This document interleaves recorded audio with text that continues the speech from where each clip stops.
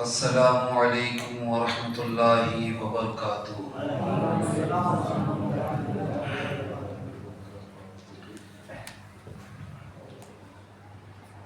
الحمدللہ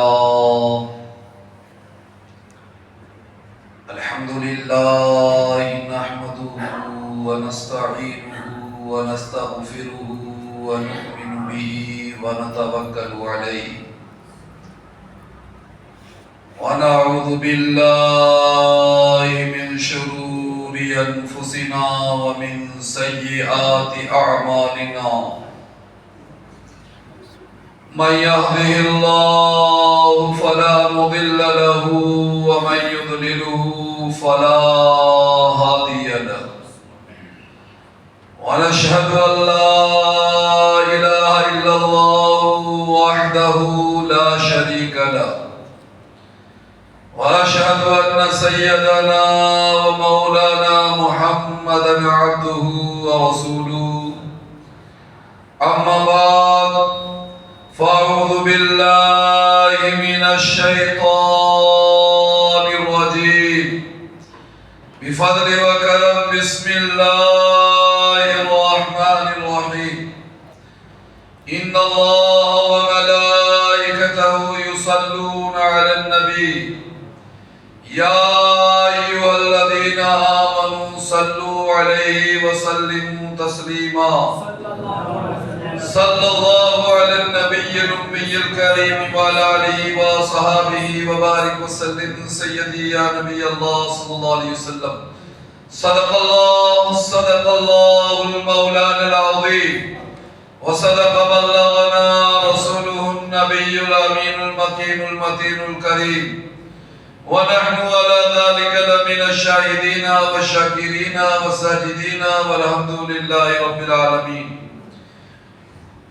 کہ محمد سے وفا تو نے تو ہم تیرے ہیں، کہ محمد سے وفا تو نے تو ہم تیرے ہیں، یہ جہاں چیز ہے کیا لوح و قلم تیرے ہیں، اور محمد کی محبت دین حق کی شرط اول ہے، محمد کی محبت دین حق کی شرط اول ہے، گر ہے اسی میں خامی تو سب کچھ نامکمل ہے۔ پڑھیے درود پاک اللہم صلی علی سیدنا والا سیدنا و مولانا محمد مبارک وسلم صلاۃ و سلام علیک یا رسول اللہ صلی اللہ تعالی علیہ وسلم۔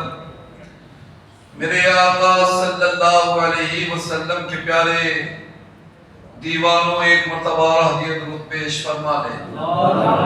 صلی اللہ علی النبی الامی الکریم وعلی آلہ وصحبہ وبارک وسلم صلاۃ و سلام علیک یا رسول اللہ صلی اللہ تعالی علیہ وسلم۔ نبی اور آل نبی کی محبت میں مچل کر ہدیہ درود پیش فرما لیں۔ صلی اللہ علی النبی الامی الحبیب الکریم وعلى آله وصحابه وبارك وسلم صلاة وسلام عليك يا رسول الله صلى الله تعالى عليه وسلم۔ سب سے پہلے میں پہلے بھی کہہ چکا ہوں کہ جو لوگ باہر بیٹھے ہیں وہ جلدی اندر آ جائیں، دوبارہ میرے کہنے کی ضرورت نہ پڑے۔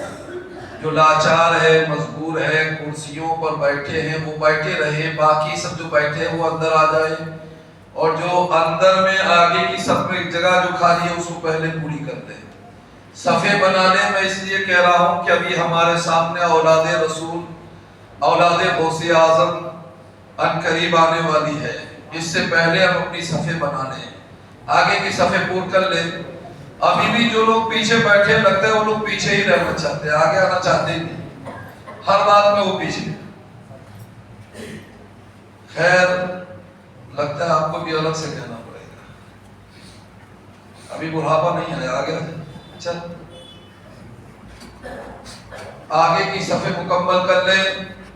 پڑھیے درود پاک اللہم صلی علی سیدنا محمد وعلی آل سیدنا و مولانا محمد جد الحسن والحسین وعلى آله وصحابه وبارك وسلم سيدي یا نبی اللہ صلی اللہ تعالی علیہ وسلم۔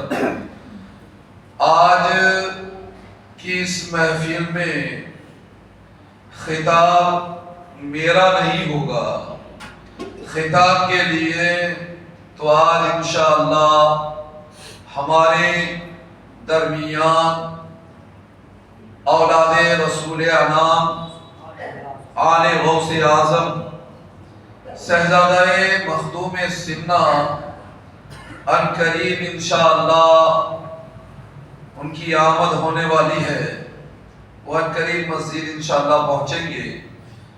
ہم لوگ بڑے نصیب والے ہیں کہ یہ لوگ تاریخیں مانگتے ہیں مگر تاریخ نہیں ملتی، اور دیگام والے بڑے نصیب والے ہیں کہ بغیر تاریخ کے اچانک ہی آنا ہو گیا۔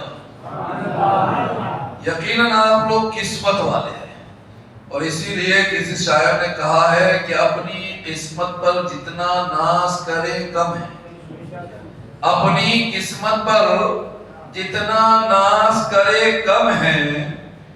یہ کم ہے کہ ہم سرکار کے امتی ہیں، یہ کم ہے کہ ہم سرکار کے امتی ہیں۔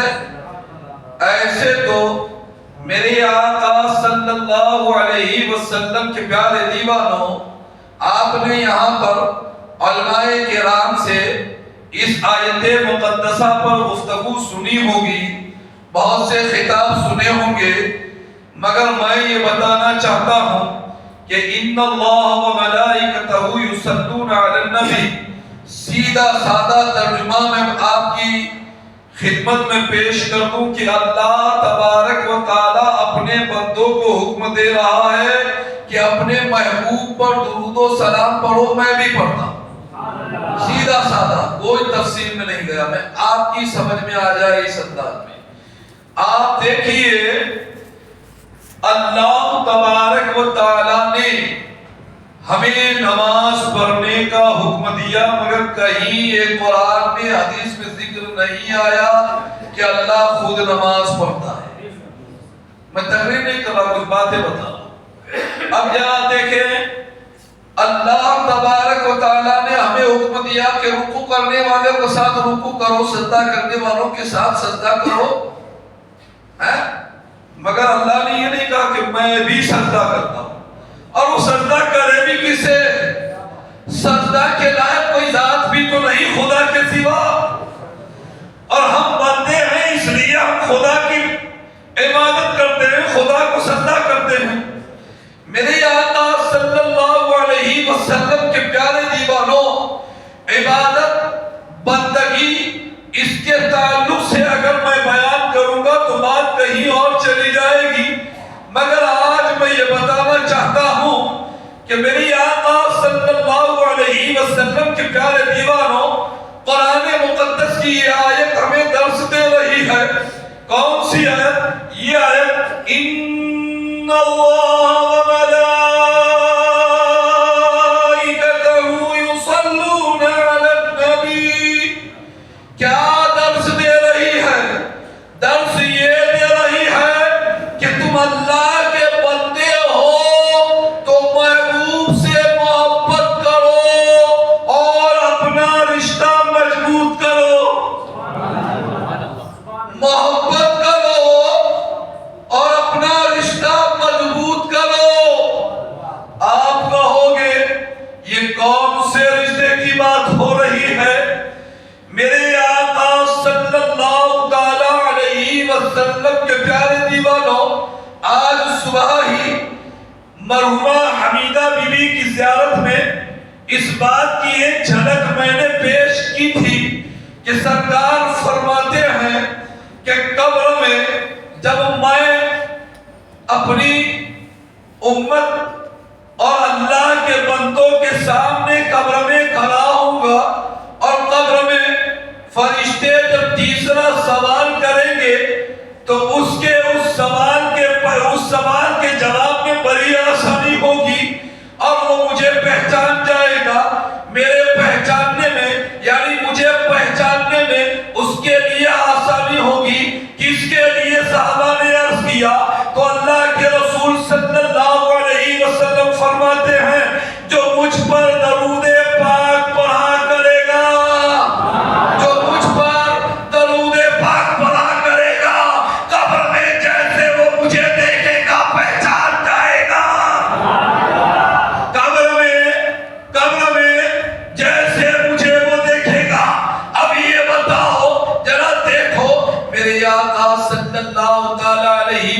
وسلم کے پیارے دیوانوں، ایک شخص تھائیلینڈ سے آ رہا تھا کہ عبداللہ کا رشتہ دار تھا، عبداللہ کا رشتہ دار تھا، مگر عبداللہ نے اس کو کبھی نہیں دیکھا، عبداللہ اس کو پہچانتا نہیں، جانتا ضرور ہے کہ یہ رشتہ داری میں ہے۔ اب عبداللہ ایئرپورٹ پر لینے کے لیے گیا تو یا تو عبداللہ کو آنے والے کا نمبر پتہ ہونا چاہیے، کانٹیکٹ نمبر ہو یا کوئی تصویر ہو، تبھی عبداللہ پہچانے گا، تبھی عبداللہ پہچانے گا۔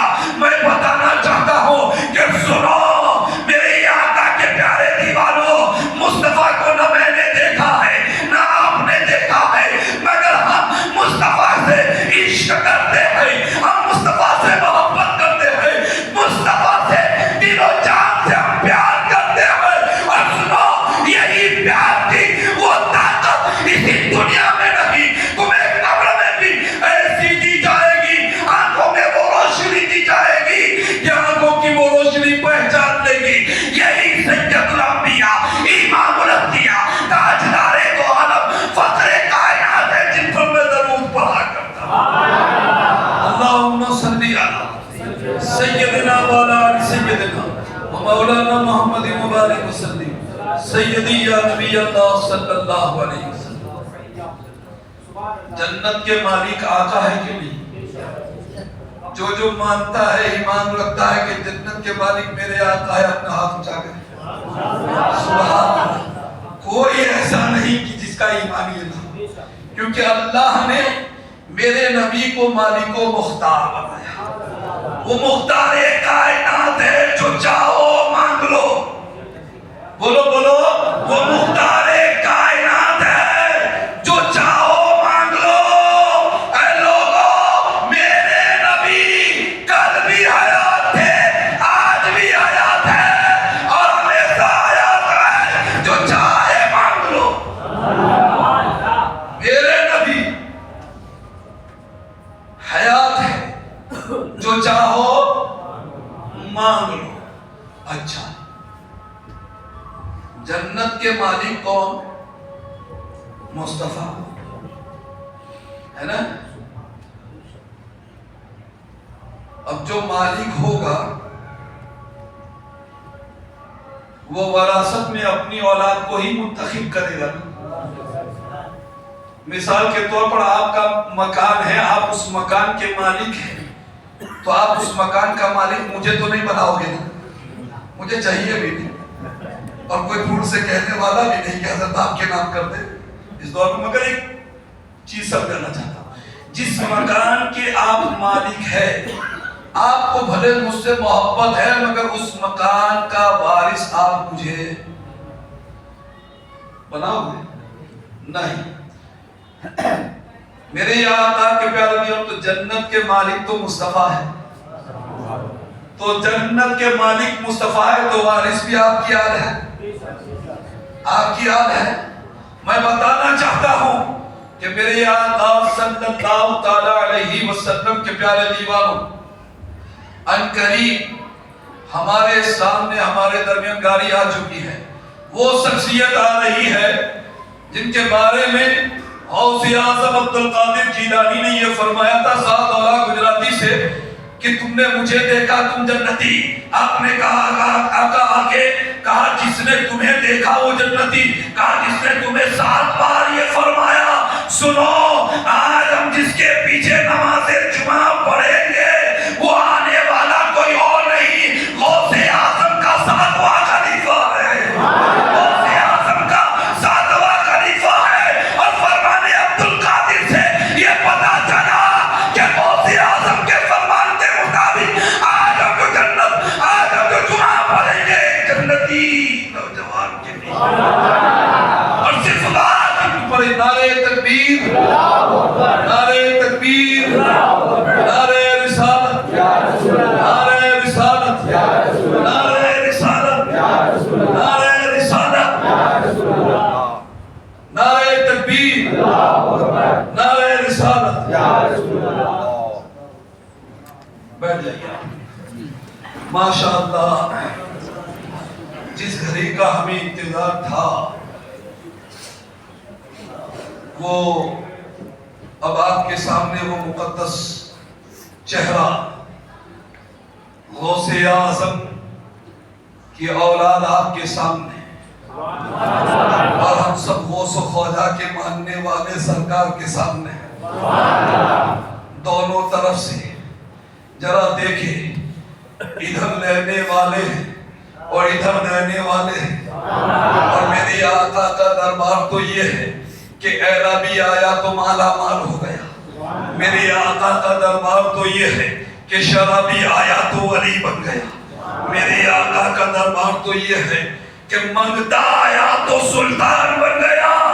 تو سنو اے پیارو، اپنی قسمت پر جتنا ناز کرو کم ہے، اس لیے کہ میں نے ابھی بتایا کہ غوث اعظم نے جو فرمایا تھا 7 مرتبہ کہا تھا، تو 6 نمبر پر سرکار کلا اور سرکار کلا کے مرید و خلیفہ سید احمد اشرف آج ہمارے درمیان ہے۔ پتہ یہ چلا، ان کو جو دیکھ رہے ہیں کہو نبی کے عشق میں، کہو سیدہ فاطمہ کی محبت میں، کہو غوث اعظم کے عشق میں مچلتے ہوئے کہو کہ غوث اعظم کے اس فرمان کو، ارے وہی فرمان نہیں، غوث اعظم کے فرمان کو تو عاشق مچل کر یاد کرتے ہیں، غوث اعظم کی نیاز بھی عاشق مچل کے کرتے رہتے ہیں، غوث اعظم کا ذکر بھی عاشق مچلا کرتے ہیں۔ ارے کچھ نہیں تو جب مصیبتوں میں آتے ہیں تو بھی کہتے ہیں کہ کوئی ہو نہ ہو ہماری مدد کے لیے ہمارا پیر عبد القادر جیلانی۔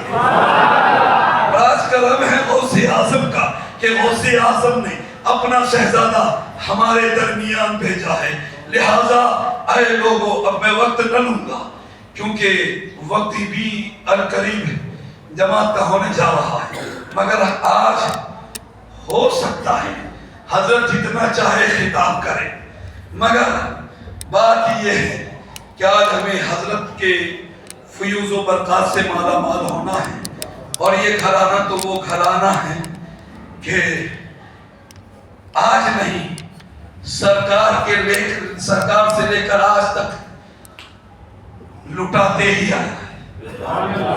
ایسا لٹایا کہ کرب و بلا میں ضرورت پڑی تو جانوں کی بھی قربانی دے دی، ایسا لٹایا کہ کرب و بلا کے میدان کو جب ضرورت پڑی تو چھوٹے سے علی اصغر کو بھی دے دیا، انہی کی اولاد ہے۔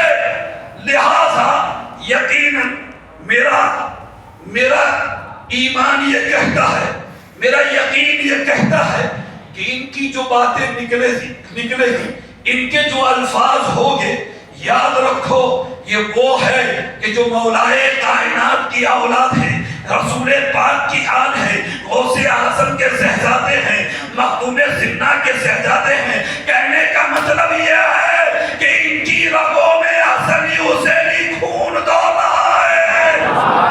جب تم اور ہم اپنے خون پر ناز کرتے ہیں تو ان کو کتنا ناز ہوگا۔ یہ وہ خون ہے جنہوں نے دین اسلام کو بچانے کی خاطر اپنا خون بھی دے دیا، مگر پھر بھی کچھ نہ گیا۔ حسین نے کب سب کچھ لٹایا مگر ختم کچھ نہ ہوا۔ آج بھی حسین کا ذکر ہے، یزید کو کوئی جانتا نہیں۔ ذرا دیکھیں قصہ مختصر یہ کہ اب حضرت کے استقبال کے لیے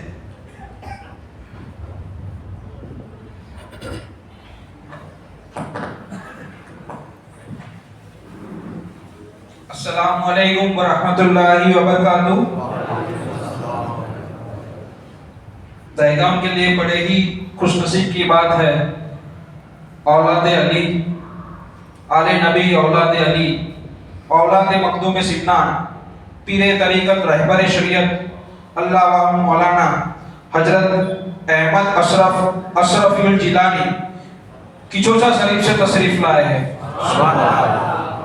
ماشاءاللہ اپنا فرض بنتا ہے، اور بزرگان دین نے بھی یہی سکھایا ہے کہ آئے ہوئے مہمان کا گلبوشی کرنی چاہیے۔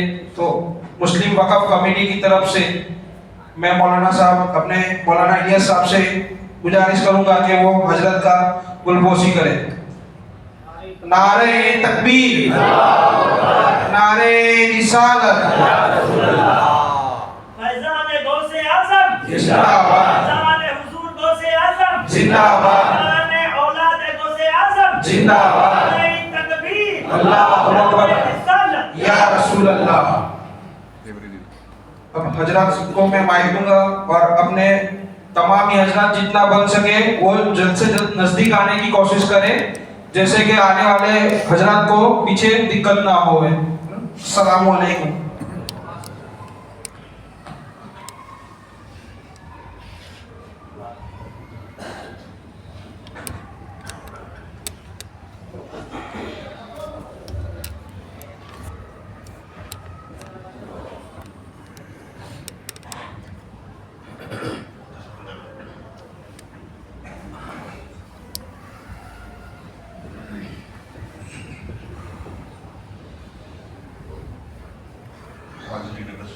السلام علیکم ورحمۃ اللہ وبرکاتہ. نحمده ونصلي ونسلم على رسوله الكريم وخطابه العظيم. اما بعد فاعوذ بالله من الشيطان الرجيم. بسم الله الرحمن الرحيم. لئن شكرتم لأزيدنكم. صدق الله العظيم. ان اللہ وملائکته يصلون على النبی یا ایھا الذین آمنوا صلوا علیہ وسلموا تسلیما.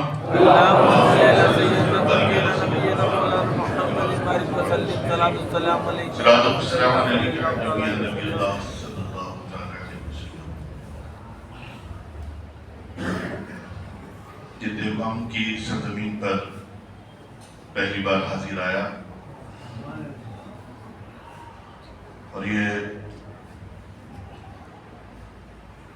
ہمارے رفیق جناب حافظ الیاس صاحب اشرفی، ان کی ضد اور ہمارے فاروق بھائی کی محبتیں تھیں کہ تھکاوٹ کے بیچ میں بھی آنا پڑ گیا، ورنہ بھی گجرات آنے کی کوئی ایسی پلاننگ نہیں تھی، نہ ہی کوئی ایسا پروگرام تھا کہ میں گجرات آؤں. پھر بھی یہ ان کی محبتیں تھیں، آپ کی محبتیں تھیں جو حاضر آیا. خطاب کی غرض سے نہیں بیٹھا ہوں. آج جمعہ کا دن ہے، ہم سب اکٹھا ہوئے اپنے رب کی بارگاہ میں سجدہ ریز ہونے کے لیے، ایک دوسرے کے لیے دعائیں کرنے کے لیے،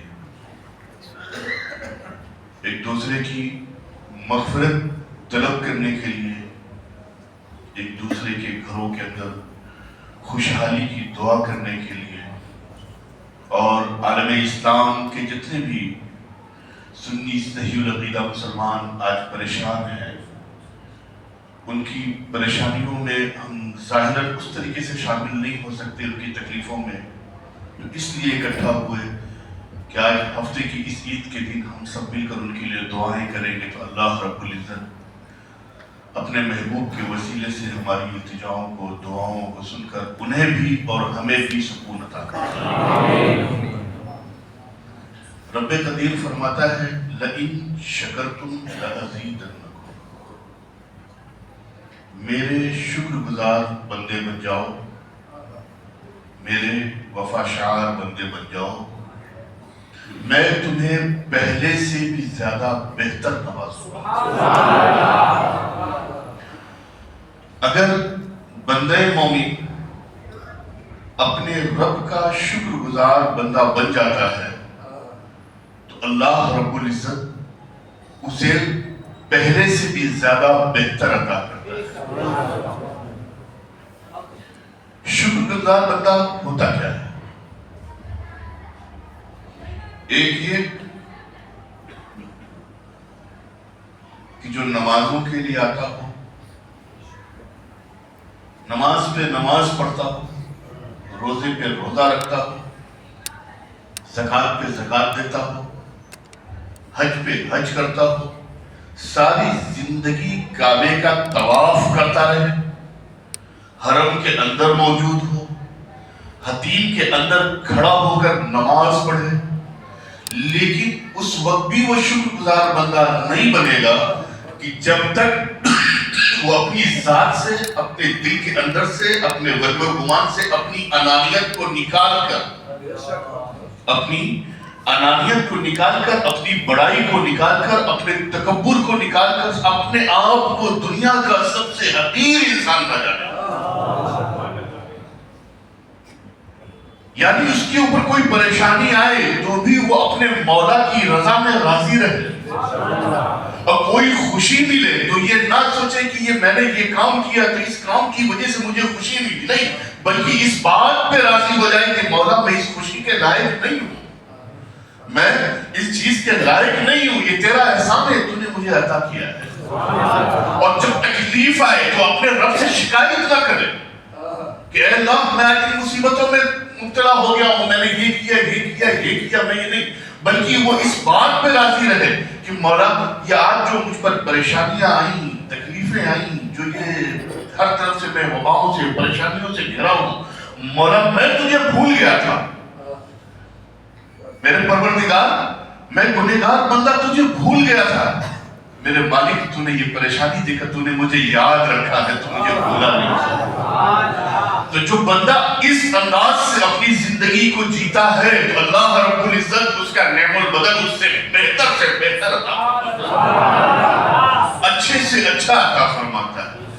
اور ہماری اور آپ کی عادت کیا ہے کہ جب ہمیں سب طرف سے اچھا ملتا ہے، ہر جگہ سے اچھا ملتا ہے، لوگوں کے درمیان ہماری تعریفیں ہوتی ہیں، ہمیں بہترین لوازمات ملتے ہیں، کھانے کو عمدہ کھانے ملتے ہیں، ہمیں لوگوں کے درمیان عزت ملتی ہے، نام ملتا ہے، مال و دولت ملتی ہے، جاہ و حشمت ملتی ہے، لوگوں کے درمیان ہم بڑے ہو جاتے ہیں، بڑے بن جاتے ہیں، تو ایک غرور، ایک تکبر آتا ہے کہ آج فلاں میرے پاس آیا، آج فلاں میرے پاس آیا، میں قوم کا مکھیا بنا، قوم کا رہبر بنا، قوم کا سردار بنا، اپنی قوم کا پریزیڈنٹ بنا، میں فلاں مسجد کا متولی بنا، فلاں آستانے کا جانشین بنا، فلاں خانقاہ کا صاحب ثروت بنا۔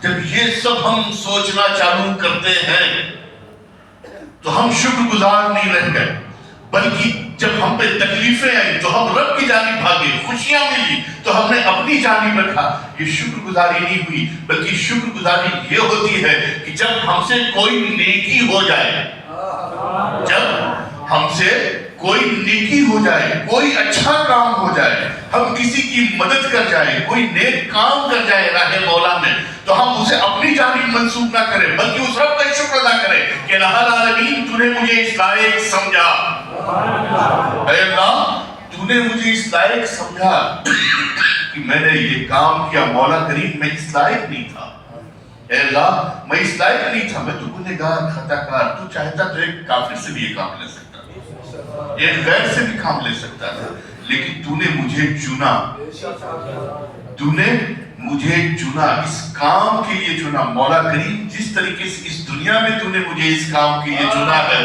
آخرت میں بھی ایسے ہی چن لینا، آخرت میں بھی ایسے ہی چن لینا۔ لیکن جب وہی چیز پلٹتی ہے، جب وہی چیز پلٹتی ہے، جب ہم تکلیفوں میں آتے ہیں، پریشانیوں میں آتے ہیں، مصیبتوں میں آتے ہیں، جب ہمارے رزق کی جو بڑھوتری تھی تیزی سے جا رہی تو اس میں کمی آتی ہے، جب ہمارے گھروں کے اندر حادثات پہ حادثات ہونے لگتے ہیں، جب ہم کو ایک آزمائش میں ڈالا جاتا ہے، دیکھا جاتا ہے کہ اللہ رب العزت جب دیکھنا چاہتا ہے کہ میرا یہ بندہ جس کو میں نے خوشیاں عطا کی، دنیا کی ہر سہولت میسر کی، تو اس نے اس طریقے سے رہا، اب لاؤ ایک آزمائش لیتے ہیں، ایک آزمائش لیتے ہیں، اس کا ایک چھوٹا سا امتحان لیتے ہیں، وہ ہماری ذات سے بڑھ کر ہمارا امتحان نہیں لیتا ہے، ہمارے اوپر اتنا ہی بوجھ ڈالتا ہے کہ جتنے بوجھ کو ہم صحیح طریقے سے اپنے کاندھے پر برداشت کر سکے، اٹھا سکے۔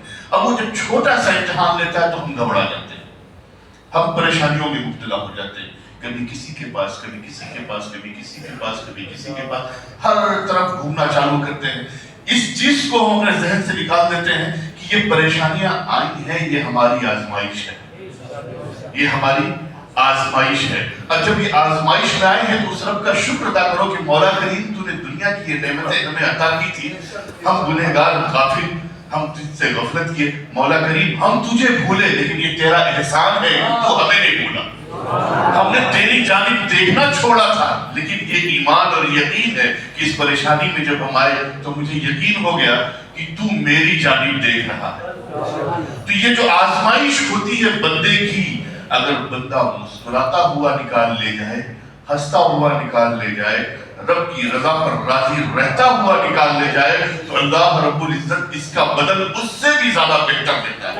रब फरमाता है या अय्युहल्लज़ीना आमनु तकुल्लाह व कूनू मास्सादिकीन। शुक्रगुजार बंदे बनोगे तो मेरे नेक बंदों के साथ आ जाओगे। ये आने वाला महीना छठी शरीफ का है, सरकार गरीब नवाज सुल्तानुल हिंद अताए रसूल का महीना आ रहा है, रजब का। सरकार गरीब नवाज के सबसे चहीते खलीफा हजरत ख्वाजा कुतुबुद्दीन बख्तियार काकी, जानशीन अव्वल, सरकार गरीब नवाज के जानशीन, जिनसे सिलसिले चिश्त अहले बहिश्त पूरे हिंदुस्तान बर्रे सगीर में फैला।